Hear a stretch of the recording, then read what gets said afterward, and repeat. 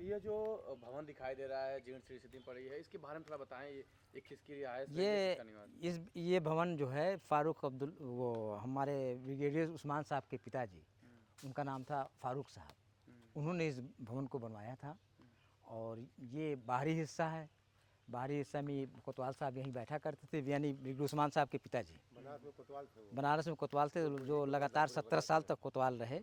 जबकि बनारस में एक ही कोतवाली हुआ करती थी उसमें, और 17 साल कोतवाल होना ये बहुत बड़ी बात है। तो ब्रिगेडियर साहब के पिताजी 17 साल कोतवाल रहे बनारस में, वो यहीं बैठते थे। यही चारों तरफ उनका बैठका था। बहुत सारे इसमें चीज़ें थी पुरानी। बहुत शौकीन आदमी थे फर्नीचर वगैरह के, खाने पीने के, और उनका स्टैंडर्ड बहुत रजवाड़ा था। तो ये उनके रहने का ये था। और अंदर ये उनका रेजिडेंस है। अच्छा, ये बैठक थी। जी। और ये रिहायशी मकान था अंदर। जी, जिसमें परिवार रहता था। थोड़ा सा देखिए, थोड़ा अंदर चले, थोड़ा जी, आइए। ये देखिए उस वक्त ये जब मकान बना उस वक्त ये नक्काशी वगैरह देखिए आप। ये देखिए, ये गेट की नक्काशी देखिए। आज इसको बनवाना हो तो आप इसी नक्काशी को ही सोच के बता दीजिए कि उस वक्त ज़माने में कितने शौकीन वो लोग थे, कैसे मिस्त्री रहे, कैसे। जी, हाँ, आइए, अंदर है। ये पूरा मकान जो है 7 बीघे में है। जी। क्योंकि अब कोई रहता होता नहीं है, हाल जर्जर है। हाँ। जी। नहीं, हाँ, ये हाल था। ये आंगन। जी। अरे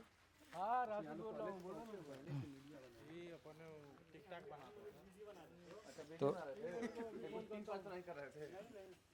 ये बैठ इनका वो था। अच्छा, ये पूरा आंगन था। ये आंगन था। ये जितना आप देख रहे हैं, हर के ये बरामदे के बाद रूम था, रूम के बाद एक लान था, बड़ा सा हाथा था। अच्छा, पीछे। हाँ, ये चारों तरफ उनका यही नक्शा है मकान का। जी। थोड़ा इधर दिखाइए, थोड़ा अंदर दिखाइए, थोड़ा सा आगे चलिए। आइए। तो इसकी स्थिति तो काफी जीर्ण शीर्ण हो गई है। जी। जब कोई देख रेख नहीं रहेगा तो जीर्ण शीर्ण तो होगी ही। जी। थोड़ा सा दिखाइए, थोड़ा सा रूम वाला दिखा दीजिए। आइए। अच्छा, ऊपर सीढ़ी हो रही है। जी, हाँ, सब दिखा देते हैं अच्छा, आपको। कब से लोग यहाँ पे रहना बंद कर दिए?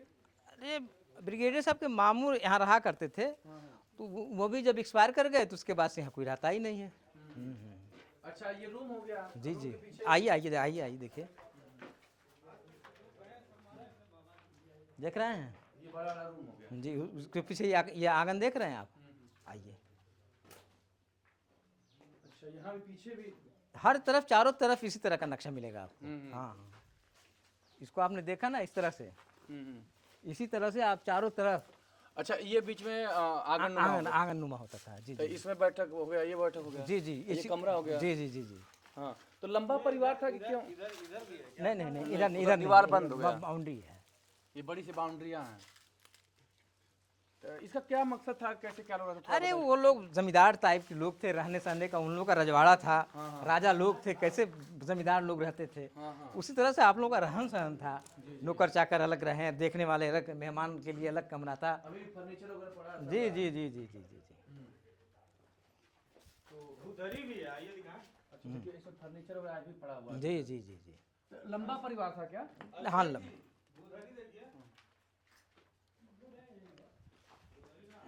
नहीं। आइए। तो देख रहे हैं? सब कुछ बगैर देख रेख में सड़ रहा है।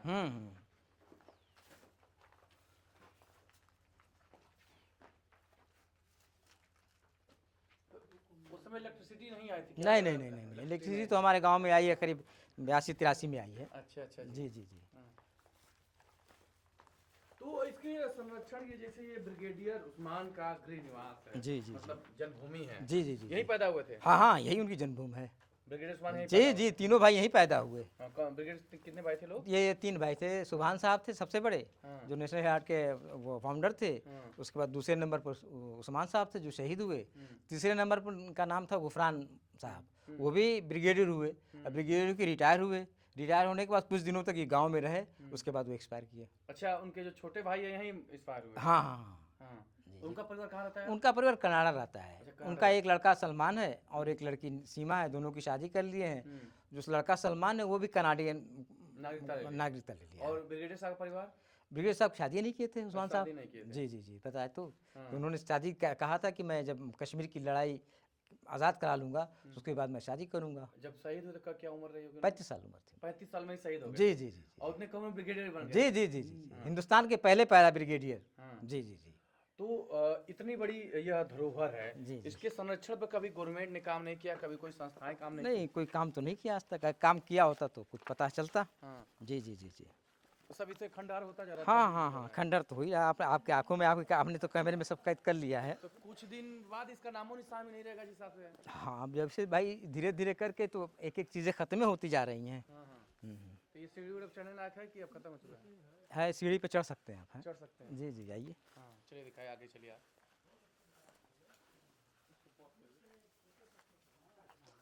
अच्छा ये जहर कहाँ गए?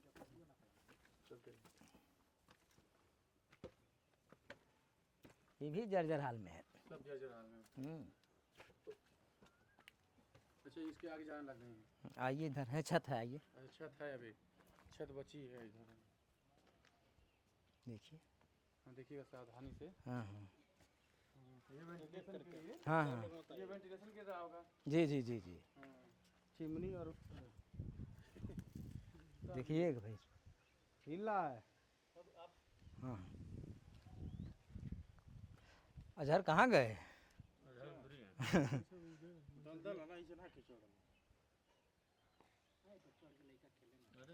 अरे के भैया लइकन समझ बहुत अंतर है। तो कभी इसकी मांग नहीं उठी, कभी किसी चर्चाएं नहीं हुई, क्या लगता है आपको? चर्चाएं तो बहुत होती रहती हैं। जी। मांग भी बहुत होती रहती है। चर्चाएं भी बहुत हुई मांग भी बहुत हुई लेकिन कार्रवाई कहाँ कुछ नहीं हो रही है। जी जी जी कभी कोई राजनीतिक मुद्दा नहीं बना, कोई नेता या कोई अधिकारी कभी नहीं आते लोग क्या? नहीं अधिकारी तो कभी नहीं आते हाँ। और नेता लोग आते हैं तो नेता लोगों का भाषण हो तो जानते ही कैसा होता है। हैं अब की बार राजीव राय जी सांसद जी आए थे, उन्होंने कहा कि भाई मैं कुछ करूंगा तो देखिए क्या करते हैं। कहीं चर्चा की है कि खाली बातें तक सीमित रहा? अभी तो कहीं चर्चा उर्चा तो नहीं है।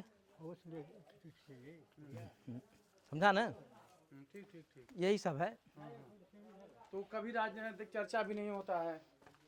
तो इस समय देश में लगातार जब से पहलगाम हमला हुआ है धर्म पूछ करके, जी जी जी तो लोग कह रहे हैं कि हिंदुओं को टारगेट किया जा रहा है, मतलब एक धार्मिक उन्माद फैलाने तक की बात होने लग रही है। नहीं तो क्या ये लगता है कि इस तरह जो ब्रिगेडियर उस्मान जैसे लोगों ने देश को शहादत दिया, तो क्या कितना योगदान मुस्लिम समाज का है? मुस्लिम समाज का भाई योगदान तो आप लोगों से छिपा थोड़ी ना है।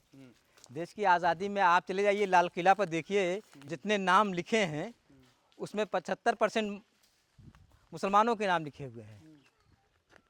आज कश्मीर जो बचा हुआ है, कश्मीर के रगों में उस्मान का लहू है और भारत का हर मुसलमान भारत की आबरू है। तक चर्चाएं चल रही हैं तो कैसे, क्या लोगों को संदेश देंगे और कैसे आप लोग सोचते हैं जब मुस्लिम को टारगेट किया जाता है? अफसोस होता है। क्या सोचेंगे, अफसोस होता है। हम लोग को तो भाई चूँकि हम लोग शहीद परिवार से हैं, हम लोग को ये अफसोस होता है कि हमारे परिवार का पूर्वज ने शहादत दी और इस तरह की बातें जब सामने आती हैं तो बहुत अफसोस होता है। और देखिए आतंकवादी जो होते हैं उनकी कोई ज़ात नहीं होती, उनका काम ही होता है नफ़रत फैलाना। ये नफ़रत फैला रहे हैं मुट्ठी भर लोग। क्या चाहते हैं आप लोग, इसको कैसे संरक्षित किया जाए? अभी तो मुझे केवल बैठक बचा हुआ है, जो घर के रिहायश थी पारिवारिक को तो फिर खत्म हो गया यहाँ का। जी जी आपको देखा सब खत्म हो गया। तो कहीं उनका मतलब शहीद स्थल वगैरह नहीं बना? नहीं कहीं कुछ नहीं बना है। कोई शहीद स्थल भी नहीं बना? नहीं कुछ नहीं बना है। बता दिया कि उनके नाम का कोई एक चीज़ नहीं है। तो न उस समय गवर्नमेंट ध्यान दिया ना? इस समय नहीं आज तक कभी किसी ने नहीं दिया। किसी ने? देश में इतनी सरकारें बनी, नहीं देश की सरकारों ने कुछ नहीं। हम अब कोई कुछ करता तो आप लोग जानते हैं, आप लोग मीडिया के जुड़े हुए आप लोग हैं, कोई भी जिले में कोई चीज़ होती तो आप लोग जानते हैं। अदद शहीद स्मारक भी नहीं गाँव कुछ नहीं है भाई। अगर होता हम लोग तो यही मांग करते हैं कि भाई कि ब्रिगेडियर उस्मान के नाम से ज़िले में कोई एक ऐसा चिन्ह बन जाए जिससे कि ब्रिगेडियर उस्मान के बारे में पहचाना जा सके। पता नहीं है। बस चलती थी कुछ नहीं आता, नाम तो है पहले बस चलत रहे, कबो चर्चा चलल चर्चा चलल हाँ, बस चल रहा है। एगो जीप डालो कर